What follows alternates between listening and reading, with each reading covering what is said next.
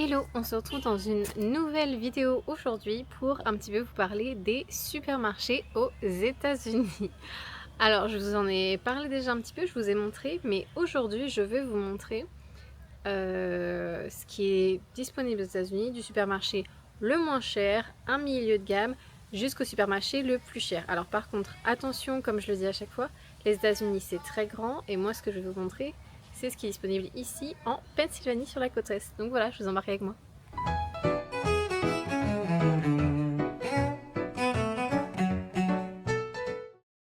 Alors, si on cherche sur internet quels sont les supermarchés les moins chers aux États-Unis, on retrouve globalement un peu toujours les mêmes. Donc, on va avoir Lidl, Aldi, Costco.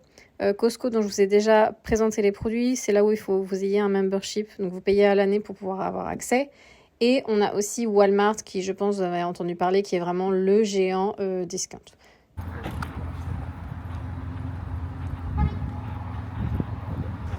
Et oui, nous sommes à Aldi, puisque même s'il ne s'agit pas d'une enseigne américaine, mais européenne, et plus particulièrement allemande, il n'empêche que ça reste le meilleur discount ici aussi aux États-Unis. Donc même si vous connaissez, je vous emmène rapidement. C'est parti!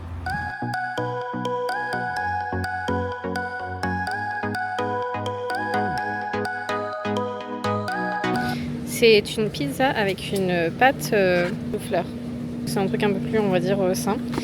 Et ça coûte 8 $. Pâte farcie. Des petits crackers avec du fromage frais saveur fraise. Ici on a des myrtilles pour 3,59 $. Ici vous avez un paquet de 6 bagels pour 2 $. Ça c'est les crackers pour 5 $. En fait vous avez du beurre de cacahuète au milieu. Yeah. Et ça du coup je viens d'apprendre qu'en fait le nom original c'est les Jaffa Cakes. Nous c'est ce qu'on appelle les Pim's. Voilà. Et vous savez à quel point c'est compliqué de trouver des herbes de Provence ici aux États-Unis. Je vais peut-être le prendre du coup. Rayon yaourt, c'est un peu bon. Je trouve que ça donne pas hyper envie, mais du coup aux États-Unis vous avez quand même beaucoup de yaourts à l'unité, donc là qui sont à 50 centimes. Mais ce que beaucoup d'Américains font en fait, c'est de prendre les yaourts comme ça là. Les yaourts grecs à les gros pots. Bon, on en a en France aussi, hein. C'est pas nouveau, mais bon. Et voilà, mais c'est tout ce qu'il y a. Ah non, en vrai c'est le rayon beurre et ils ont des beurres pas mal. C'est intéressant ça. Hey honey, look. Beurre, ça c'est cannelle sucre. Et ça c'est parmesan ail. En vrai ça a l'air pas mal. Ici on a du saumon fumé et pour être honnête, j'ai jamais vu du saumon fumé ici aussi peu cher. C'est à moins de 4 $, donc c'est vraiment pas mal. Pour ceux qui connaissent le fromage halloumi et qui aiment ça, c'est frites d'halloumi. 3 $. Un truc un peu plus américain, je suis pas sûre qu'il y a ça dans le Aldi en France, c'est pizza cookie pour 4 $.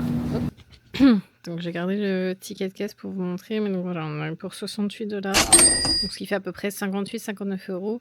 Sachant que là-dessus, on a pris des pizza qui coûtaient cher, il y a du poisson, il y a de la viande, wrap, quelques légumes, enfin du beurre, des aussi trucs préparés comme des tortellini, enfin ce genre de choses. Donc c'était quand même des courses, on va dire, un peu chères et on en a quand même eu pour moins de 60 €. Donc Aldi, c'est quand même vraiment un bon plan, que ce soit de façon aux États-Unis ou en France, c'est quand même vraiment pas cher. Alors pour la suite de cette vidéo, aujourd'hui je vous emmène découvrir Trader Joe's, qui est un supermarché, je dirais, un peu milieu de gamme en ce qui concerne les prix.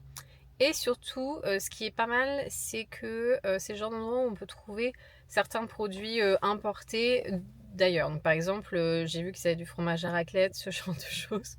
Ce qui est pas mal quand vous êtes français aux États-Unis. Mais voilà, donc je vous emmène découvrir ça de suite. On va voir ce que ça donne, niveau prix et surtout niveau produit.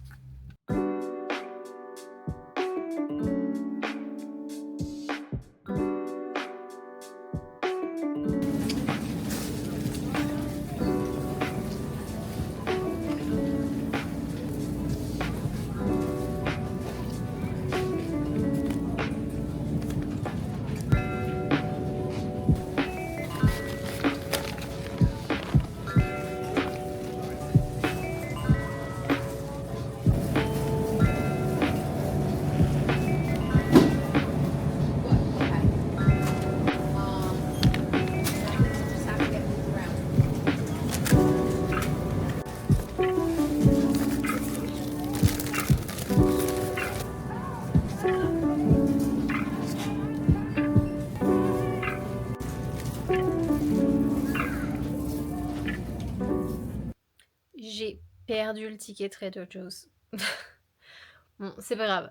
J'avais pas pris grand chose, mais en gros, j'en ai eu pour 31 $ et j'avais quasiment rien quoi. Donc, j'avais le fromage à raclette à 6,99 $, sachant que je pense qu'il y avait 10 tranches. Donc, bon, ça fait pas énorme. J'ai dû prendre des pommes de terre, des bananes, mais globalement j'ai été assez déçue, je dirais. Alors après, c'est peut-être parce que c'est le Trader Joe's qui est dans ma ville, mais il était assez petit. Je trouvais qu'il n'y avait pas énormément de choix. Après, ce qui est bien, c'est comme je l'ai dit, il y avait des produits un peu différents. Il y avait des produits plutôt bio, sains. Il y avait aussi des produits locaux, tout ce qui était les pommes et tout ça venait de Pennsylvanie. Donc ça, c'était vraiment un bon point. Mais dans un endroit comme ça, moi, je peux pas faire toutes mes courses. Je peux pas avoir tous les produits, donc c'est pas ouf. Et aussi, en début de vidéo, je vous ai montré les supermarchés les moins chers et Trader Joe's y figurait. Donc je suis pas revenue dessus avant, mais je suis pas d'accord avec ce classement. Moi, je trouve que Trader Joe's, comme je vous l'ai dit, c'est vraiment un milieu de gamme pour moi, puisqu'on voit clairement que les prix sont déjà plus chers qu'un magasin comme Aldi. Donc moi, je le considère pas comme un discount, mais vraiment, voilà, comme un milieu de gamme. Le fait qu'ils aient quelques produits en plus, sinon, ouais, j'ai pas été particulièrement impressionnée.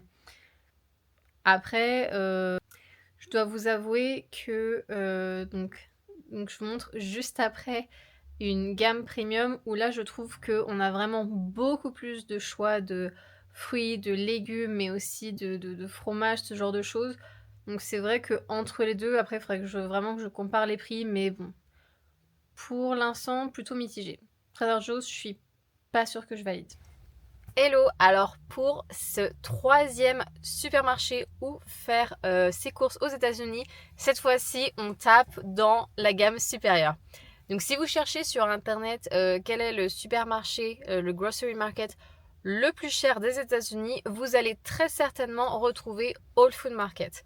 Donc ça c'est vraiment un supermarché qu'on trouve un peu partout aux États-Unis, je vérifierai cette information, et qui est vraiment sur une catégorie de prix premium.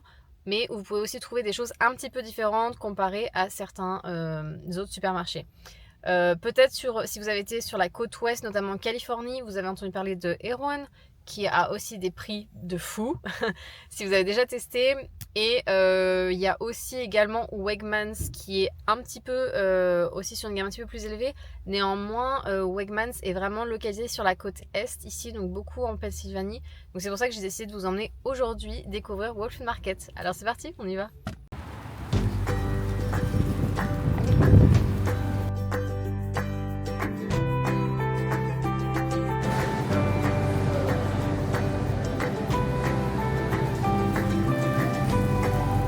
What did you get?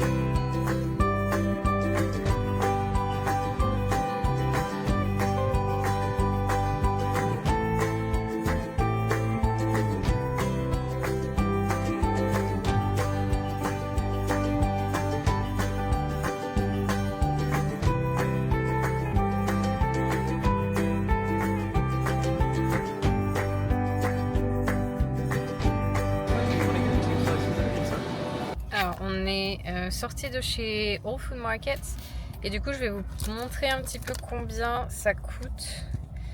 Mais spoiler alert, on a pris des rillettes de canard. Il faut savoir que je n'ai jamais vu de rillettes de canard ici. Bon, après, je n'ai pas fait tous les magasins des États-Unis. Mais le truc de rillettes de canard fait comme ça, c'est 18,99 $. Ça fait 16 balles quoi. Attends, je vous montre. Qu'est-ce qu'il y avait sinon qui était cher aussi? Bon, après, sinon, tout ça, vous voyez, ça c'est des fraises, des fruits et légumes, donc c'est quand même assez cher. Et après,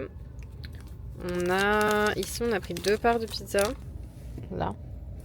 Les 2 parts pizza étaient à 7,50 $. Et sachant que si vous avez un compte Amazon Prime, vous avez des réductions. Donc là, par exemple, aujourd'hui, on a quand même eu, grâce au compte Amazon Prime, 11 $.